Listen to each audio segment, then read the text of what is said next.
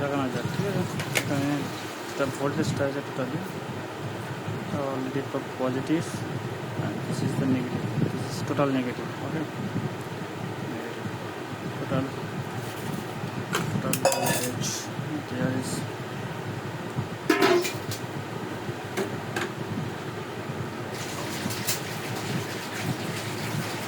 38.1. Okay,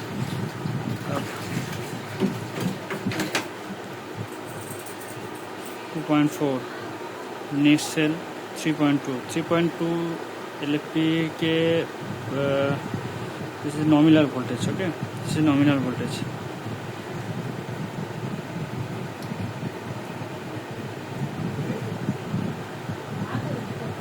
three point two is nominal voltage. Okay,